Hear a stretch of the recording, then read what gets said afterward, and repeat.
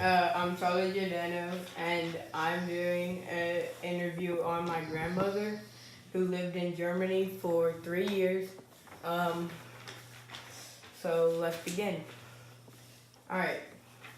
First question: for what reason did you live in Germany? My ex-husband was a West Point grad, and he was stationed in a small village called Kilienstetten, Germany, for a U.S. Army Air Defense Artillery site in the early 1970s, and I was there as his spouse. Cool. So you just went there.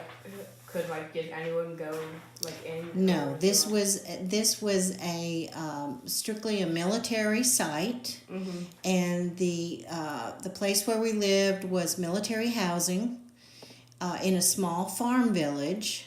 But the housing was up on top of the hill, which was just probably about 2 kilometers from the actual air defense site, and that was where we lived during that time, part of that time. Cool. All right. So, can you elaborate a little bit on where you lived and when did you live there? All that. I lived there in the early 1970s, and the farm village was an interesting place to be outside of the military site because it was a place where they were farmers, but their livestock actually lived underneath their houses in the village. And each morning they would take the livestock out on the pasture lands and then bring them back at night. And then like a year and a half down the line, we moved further north to a place called Herborn Seelbach, which was not a farm place at all. It was a much larger military site. So it was kind of a headquarters place. So we didn't have that farm feel, and it was a little bit more like a regular army base. Nice. Nice. So, how was your experience? How much did you enjoy it, and what did you see there? It was quite amazing to me because I was in my mid 20s and I had never been overseas before. Yeah. And it was just a wonderful cultural eye opener for me because not only did I learn the language, I could understand it more than I could speak it, but it was important because I had to order coal that would go into the furnace that would heat our house, and there was just so many cultural things that I had never been exposed to before. And just for instance, in the kitchen over the sink there was like a little water tank, and you had to heat the water before it would come out of the faucet to wash your dishes and things like that. And the toilet was different, and everything was just a little backward compared to America, because we had all the amenities of that time period. But then you had all the expanse of Europe that you could travel and see. And so it was like in Europe, it's like we go from state to state, but in Europe you go from country to country. So the travel was the same amount of time, but you'd go from Germany to France, or you'd go from Germany to Austria, or something like that. So it was quite amazing. Nice, nice. So when you say the water above the sink, you had to go and fill that up We'd fill it up, and then we'd have to turn on a little. It wasn't a switch exactly, but it was we'd have to turn on some little gizmo on the side of the tank, and it would heat the water, and that's the only way you had hot water.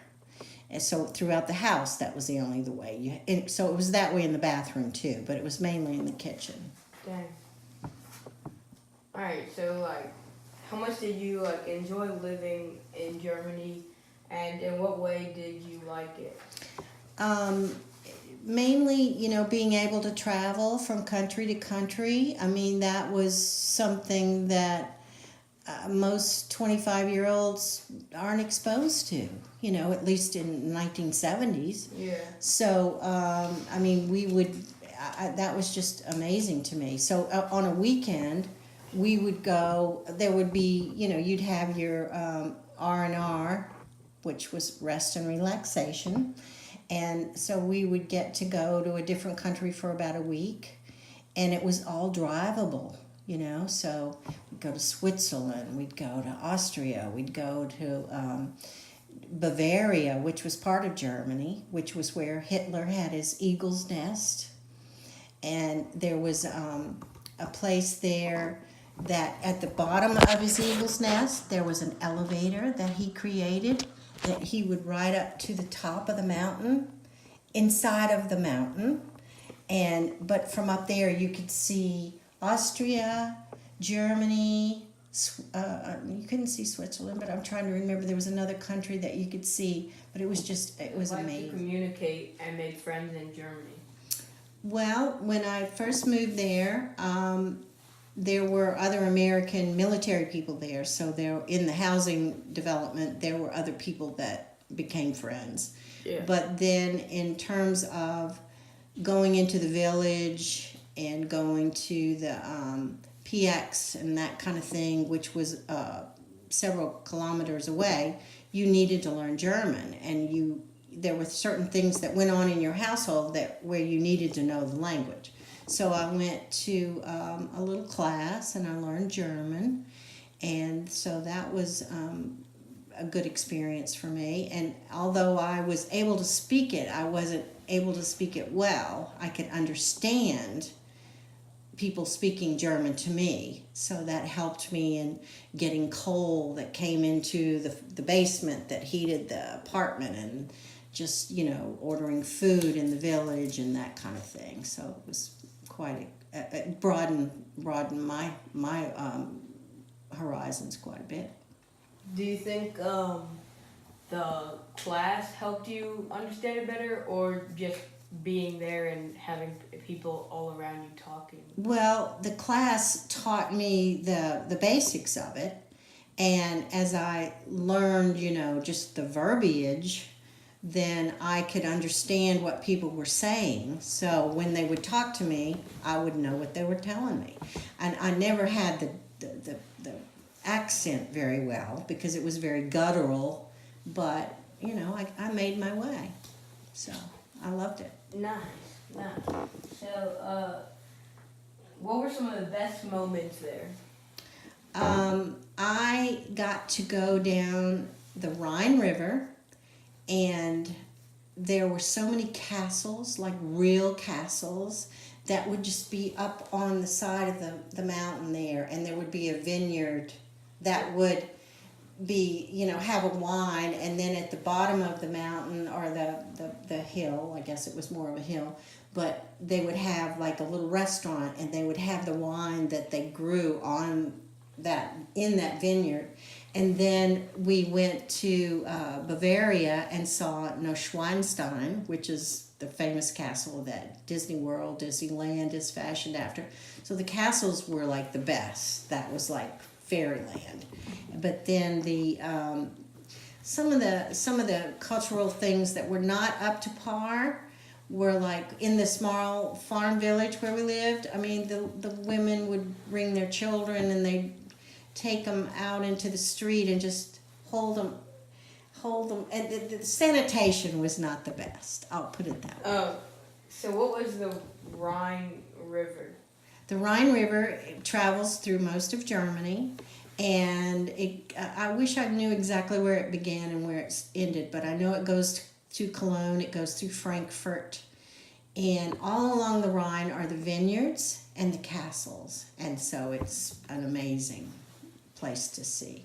What were some of the worst moments you had there? Oh, well, that's back to the sanitation, which was in the small farm village where we lived.